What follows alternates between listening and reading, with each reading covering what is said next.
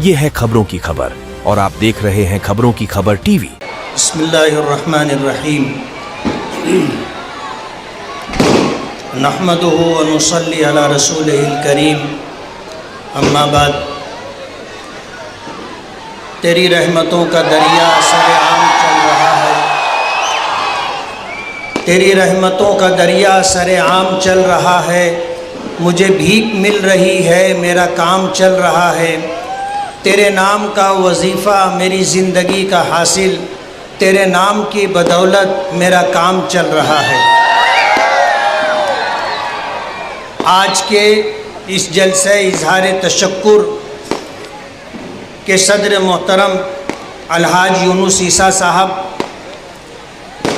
آل India مجلس اتحاد المسلمین کے قومی صدر میرے محسن اور مشفق رہنما بیرسٹر اسد الدین اویسی صاحب،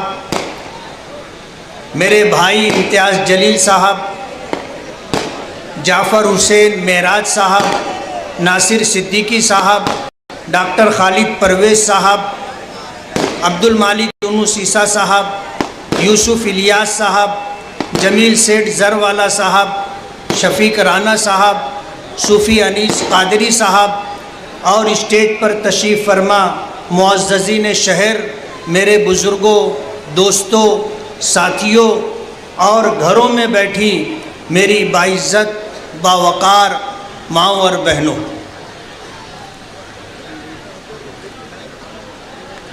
اپنی بات شروع کرنے سے پہلے میں اپنے رب کا شکریہ دل کی عطا گہرائیوں سے کرنا چاہتا ہوں۔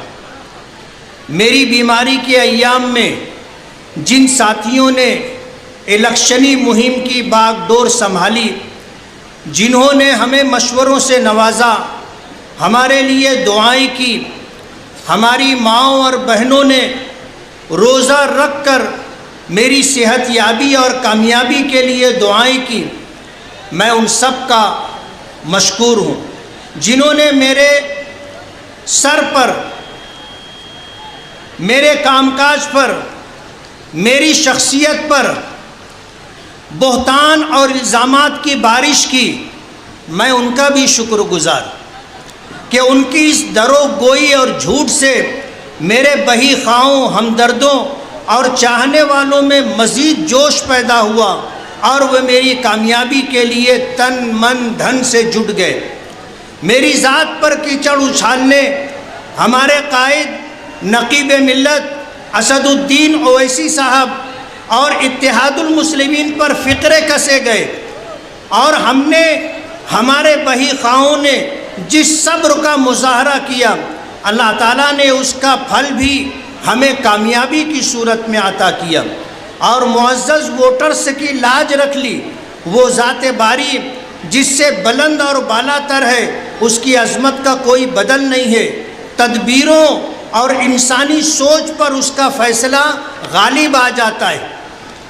وہ جھوٹ، درو گوئی، دھوکہ دہی کرنے والوں، الزام اور بہتان لگانے والوں اور اس ذات باری کو بھول کر غرور اور تکبر کی بات کرنے والوں کو پل بھر میں خاک میں ملا دیتا ہے، اور اس کا فیصلہ ہی آخری فیصلہ ہوتا ہے۔ یہی ہمارا ایمان اور یہی ہمارا عقیدہ ہے۔ ظالم حکمرانوں اور ظالم شخصیات، نافرمان اور مغرور قوموں کا حشر ہمارے سامنے ہے۔ ملک کی موجودہ سرکار اور عدلیہ کے طرز عمل پر ملک بھر میں تشویش کا ماحول ہے۔ ایسے میں آپ نے مجھے کامیاب کر کے ایوان بالا میں مسلم مسائل پر ببانگ دہل آواز اٹھانے والے نقیب ملت اسد الدین اویسی صاحب کو حوصلہ دیا ہے۔ ان کے رفقا نے شہر مالیگاؤں آ کر میرے لیے ووٹ طلب کی، اور ساتھ ہی مقامی ذمہ داران نے سر دھڑ کی بازی لگائی۔ میں ان کا شکریہ کیسے ادا کروں، الفاظ نہیں ہے۔ میں سب کا نام نہیں لے پایا، کیونکہ اگر کوئی نام چھوٹ گیا ہے تو مجھے افسوس ہوگا، اور جن کا نام چھوٹ گیا انہیں بھی دکھ ہوگا۔ میں سب کا ایک بار پھر شکریہ ادا کرتے ہوئے وعدہ کرتا ہوں کہ بر وقت پیش آنے والے مسائل اور متعلقین کو لے کر مسئلے کے ازالے کے لیے کوشش کروں گا۔ ہمارے قائد مرکز میں وقف و ترمیمی ایکٹ ہو اور مساجد کے حساس مسئلے ہوں، آواز اٹھا رہے ہیں، انہیں ہم طاقت پہنچائیں گے، اور شہر کے مرکز سے جڑے مسائل پر بھی ہم انہیں آگاہ کرتے رہیں گے انشاءاللہ۔ میں اپنے تمام ہمدردوں، بہی خواہوں اور خصوصاً نوجوانوں اور اپنی ماؤں اور بہنوں سے کہتا ہوں کہ ابھی شکست کھانے والے آپ کو تنگ کر کے، چھیڑخانی کر کے ماحول خراب کرنے کی کوشش کریں گے۔ آپ لوگ صبر و تحمل کا مظاہرہ کریں، کسی سے ڈرنے کی کوئی ضرورت نہیں، ہم ہیں نا، ہمارے ساتھ اللہ کی مدد ہے۔ ہم ایک ایسی ٹیم تیار کرنے کا منصوبہ بنا رہے ہیں جس میں شہر کے ہر حصے سے ایسے افراد کو شامل کیا جائے گا جو آپ پر آنے والی افتاد کا سد باب کرنے کے لیے ہمہ وقت حاضر رہیں گے۔ آخر میں پھر رب کائنات کا شکریہ اور آپ سب کا شکریہ ادا کرتے ہوئے یہ کہنا چاہوں گا کہ شہر میں کچھ لوگ اپنے تھوڑے سے مفاد کے لیے مسلمانوں کو برادری کے نام پر بانٹ کر کے رکھ دیا ہے۔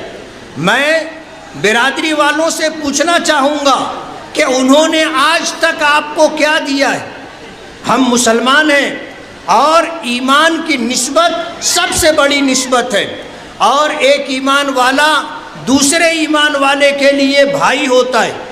اگر مشرق میں کسی ایمان والے کو کانٹا چبھے تو مغرب میں رہنے والے ایمان والے کو اس کی تکلیف محسوس ہونا چاہیے۔